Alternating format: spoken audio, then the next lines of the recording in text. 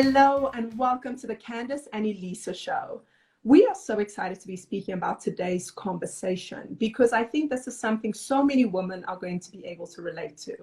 So if you've been watching the news lately, you will see that AOC took to Parliament to speak about what had happened to her when she went to go vote. And this was with Republican or Representative, I'm not 100% sure which it is, Yoho. And he had the audacity, I will say, to call her a fucking bitch. And no, I'm not muting it out because I think language is so important. I think it's important for us to highlight when these slurs get used against us. What I found even more fascinating in AOC's speech was the fact that she said she had encountered the President of the United States and he had told her to go home, implying that the United States was not her home. So, Elisa, I mean, this is something that riled us up quite a bit, I'd say. What is your opinion on this? Yeah, I mean, the fact that we have this culture of impunity that trickles all the way down from the most powerful position in the world, with the American president's lack of impunity and lack of care for, migration, refugees, knowing that his country is built by a collective palette of cultures, right? So it's really disappointing, but I think that the speech that she had in Parliament was just absolutely phenomenal. The fact that she actually acknowledged this, and I really felt when she was speaking, she said she was speaking for all the women in politics. I felt like she was speaking for me, I was speaking for absolutely all of us around the world, because like I said, we have all experienced at some point this kind of pointing of fingers and describing us as other, whether it's due to our gender, our societal roles, what's expected that we should do in terms of behavior. And I think that with our generation, I would hope that we no longer stand for any of this, and AOC is definitely leading the way in the way that she addressed this. You're so right. And I know when we were discussing this, you actually had an incident where you too were told to go home when you were in the US, and of course you're of Mexican descent. So do you want to tell us a little bit more about that? Sure. I mean, it was actually when I was in university in Canada, which makes it even stranger because Canada feels like the place of inclusion, right? When you compare it to the States, everyone's like, no, I'm not from the US, I am Canadian. So it actually happened with a professor in my first year of university, where he told me that I should go back to Mexico. And this was based on the fact that I studied film production and one of the films that I'd wanted to shoot hadn't gotten chosen, and I wanted to understand why. And I had a private meeting in his office, as you would, and at some point he said, if you don't like it, maybe you should just go back to Mexico. And I just thought, I mean, how does this relate? It's almost like I wasn't allowed to ask questions about why decisions had been made about my work. And it just sets the tone, doesn't it? It just makes you go, I'm super aware right now that I'm outside of my country. Even though ridiculously, I am Mexican Canadian, my father's Canadian, so I technically was still where I belonged, and yet I was made to feel like I didn't. And, it's just exactly what we're talking about. It's just this sense of otherness and separation. It just makes absolutely no sense. Oh, and the word that sticks out in my mind throughout this conversation is respect, right? There's this sense of lack of respect when it comes to someone that is other, right? Whether you are male and a female is in front of you. And for me, I think what really, really struck me about this whole incident is the fact that Representative Yoho did not do this in private, right? I'm not saying it's okay to do these things in private, but it shows a sense of shame. It shows an element of knowing what you are doing is wrong. But he did it in front of the media. And not only in front of the media, he was with another representative, a male representative, and no one called him out on what he was doing. And that's the part that is disheartening to me, because I think for me growing up, I think every single woman is taught that, you should protect yourself. You should do this, that, and the other in order for men to take you seriously or for you not to be harmed by men. Yet it doesn't seem as though that education goes to men to say, oh, when you wolf whistle at a woman walking across the street and she doesn't give you attention, it is not okay to cuss her out. It is not okay to harass her. It is not okay to tell her you're going to walk her home when she does not feel comfortable being walked home. And so to me, this incident alone highlights the bigger societal problems that I think we are all still facing. And you know what really re-emphasizes your points for me is when the guy says this in front of the media and then has the audacity to deny that he ever said anything like this. And I'm going, I mean, you said it in front of the media. What is wrong with you? But I think it boils down to this whole, it's almost like a Trumpian mentality of like, if I say it didn't happen, if it's inconvenient to say that this happened for me, we're just going to forget it. It makes me remember this podcast, which actually you recommended to me, on real dictators, right, where they speak about Kim Jong-un at some point announcing that he had played golf and he did 11 holes in one on his first golf escapade and then retired from golf forever. And it just goes to show, is this almost like totalitarian mentality of going, no, whatever I say, whatever benefits my image, my rapport, the best, that's what we're going to put forward. The rest doesn't count. But thankfully, in this case, he met someone that wasn't going to go down silently. And that's all the difference. And that's what we need more of as we move forward today. Absolutely. You know what I found very interesting about what AOC also started the conversation with is the fact that she said she was just going to go home. It was going to be another day. She was going to pack up her things, go home. And the fact that firstly, it highlights the fact that women put up with a lot of abuse, whether it's in corporate culture, whether it's, walking the streets, where women have to consider so much more than a man would have to consider. But when Representative Yoho chose to bring this up, that's when she decided to, craft this beautiful speech that she ended up giving us. And I think to myself, how often do we find ourselves in environments, because you think to yourself, oh, when I get out of this bad neighborhood, when I get out of this community, when I get out of this country, when I get out of this, and there's always a block. There's always something that you think is going to make you, more in alignment, or at least more respected by, other people. And I in no way want to, imply that all men are this way, but I do know that there is more of this happening than we care to acknowledge. And I know I've seen it in my career. I recall when I first started my speaking career, I would get comments such as, because internet trolls always have the biggest voice, men would come and say, I know where you live. I'm going to rape you. I'm going to do this, because you're barbaric and you don't deserve to live and you've set a killer free.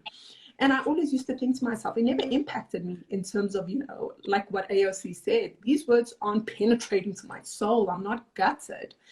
But the mere fact that you have the audacity to threaten someone and think it's okay because you know that physically you are much stronger than I'll ever be. I could be the best boxer, I could be the best fighter, but as a man, there's a certain element of testosterone that you have that I will never be able to fight you off. So I want to know, have you had these experiences in your career where you just felt like, I'm just going to pack it up and go home, or, Totally. I mean, I think, it's generally, you are going uphill, right? And then on top of it all, you are facing comments that if you're a different gender would not be coming your way. And it becomes incredibly frustrating because it's just energy and effort that you have to output for something that, even if it's not destroying your life because you're just technically used to it, so it becomes like white noise. But the fact that you've even become used to it is just so disappointing. I mean, obviously there's more extremes to this, but certainly when I've worked in the Middle East as a camera woman, you have to get used to all kinds of behaviors, right? Look, comments, at some points, actually somebody grabbing you or something like that. And it's not something that you fully get used to. But I do remember when I left the Middle East and went to a country that, wasn't as conservative, and walked past a cafe where there were lots of men sitting outside, and not every single one looked at me and catcalled me and said things. I went, oh, that's weird. I'm like, oh, thank goodness it's not happening anymore. So it's certainly something that's there. And one of the points that she made in her speech that I absolutely thought was so on point was the part where she goes, by doing this, Representative Yoho opens the door to anyone disrespecting his wife, disrespecting his daughters. I mean, she made reference to the fact that she's only a couple years difference from his own daughter. And it's the fact that just because you're married and just because you have daughters, you're not immediately a decent guy. You have to actually respect people, and you actually have to be, you know, someone that realizes that there's another human being on the other side of your words, that you know, to actually be somebody that's respectable and okay. You know, we're just asking for okay. We're not asking for much. And isn't that the crazy part? Because something I see very often, that in some ways, you know, I'm not one for semantics. I'm like, if it's going to get us to an end goal, let's just get there. But it does always strike me as odd when, especially in South Africa, because obviously we've got the highest rape statistics in the world and gender-based violence, when quotes or posters get put up and it says, she is someone's daughter, she is someone's wife, she is someone's friend, whatever the case is. And I think to myself, isn't her being someone enough? Like, does she have to have these other people to validate her place in the world? And I think it feeds back into how society is built and structured, that women have a place in relation to a man or in relation to their partners. So a woman can be incredibly successful, but God forbid she's not married. God forbid she's not in a solid relationship. What gets like criticized first? You see it in politics, you see it in the media, you see it in every arena of life. When a woman doesn't have a man, all of a sudden there's a flaw in her character. It shows that she's too difficult for a man to commit to. She's too difficult to be in a relationship. She doesn't have that aspect together, right? And so it's very interesting to see how, although we like to say we've come so far and, you know, everyone is so evolved, how these are still metrics that society values a human life by. The fact that don't kill this woman, not because she's a human being, screw that. The fact that she's someone's daughter. It's like, yeah, right. Okay, you're right. And so Representative Yoho coming out and saying, in his defense, he's got a daughter. And in his defense, he's got a wife. Sir, you can date a black woman and still be racist. You can have a daughter and still be sexist. You know, like, these things they don't insulate us from our own bias. And I think that's where it's kind of the card of, I've got a black friend. And like someone I spoke to, Kendall Gear, said so aptly, the next question you should ask, does your black friend have a name? Yeah. It's so bizarre that that's the thinking society is still structured behind. And you brought up something interesting that she also covered in the interview, which was the room for error, the margin of error. And I want you to expand on that. Yeah, well, I mean, I think one of the beauties of AOC and why I think she's so amazing is that she didn't just go and make incredibly valid points about what had happened. She actually said, you know, a guy that's respectable, a decent guy, I think she just calls him a decent guy, firstly, will be respectful. But secondly, he will make mistakes at some point, as any of us will. And the moment when he does, he will actually self-reflect, acknowledge it, and do everything in his power to apologize and wrong the mistake and right the mistake, right? So it's kind of like saying, you know, we're not expected to be perfect at all times. Just because we advocate for equality and, you know, for there to not be racism and all these things, doesn't mean that at some point we're not going to make a mistake. Goofs happen. Big mistakes also happen. It's the human nature, the human condition. But I think the point of it is to say, though we are not perfect, when we make a misstep, we acknowledge the misstep, we learn from the misstep, and we can even go beyond and share that with others so that we turn the misstep into a learning mechanism, not just for ourselves, but for our environment, right? And I think that that's where the personal decision comes in, but societally also, it's about respecting the fact that someone can make a mistake and not completely shattering and destroying them for the rest of their lives. This is the end of their career kind of thing. It's like, you know, if someone can actually come out and say, I've made this mistake, we're going to learn from it, I've learned from it, and I'm sorry. And they're, you know, going to the person directly that they harmed and making amends there or doing their best to do that. I don't think that we should have that completely crazy, like, once somebody makes a misstep, we cannot forgive them and we're going to remind them for the rest of their lives. It just doesn't make sense, you know? that is the most crucial part about any social discourse, about any issue that we address, whether it's Black Lives Matter, whether it's, equality. I think it's so crucial to highlight the fact that human beings, we are elastic. We grow, we change, we evolve. And to hold someone to account for one error is just inhumane. I genuinely think it's inhumane, and it's also unreasonable, because I always say to people, of course, I've got an extreme story of forgiving someone who's perceivably the most evil man in the world, or whatever people would like to say. However, I always say to people, imagine you were judged for the rest of your life on the worst moment you had, because all of us have our worst moment.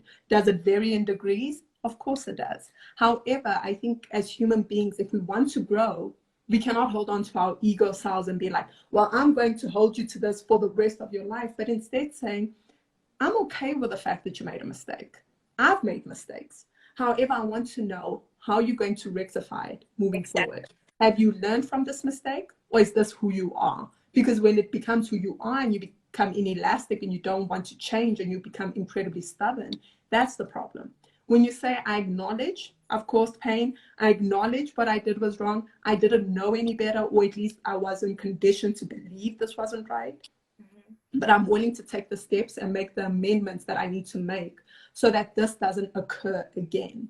For me, I think that is a huge move. I think it's a brave one. And I think it's something that, just moving forward in our conversations, I'd like people to keep that in mind. We are going to tackle heavy issues and conversations, but we're tackling it from a standpoint that says everyone's got the potential to change. And that's what we want to cultivate. We want people to think differently, and we want people to be able to take accountability for what they've done. That was the word I had in my mind the whole time you're saying this, because I think it's just really important to reiterate the fact that by allowing someone to make a mistake, we're not removing accountability from the error. You're not removing the fact that somebody would have hurt someone or, degraded someone. There is no removal of that accountability. They're simply making way for some kind of restorative justice, if you want to call it that, for making amends, for making the wrong right. Otherwise, we're just stuck in a negative cycle that has no solution. Oh, absolutely. Guys, thank you so much for watching. We've loved having you here. And please do, like, share, subscribe if you've liked this episode, and we look forward to seeing you next week.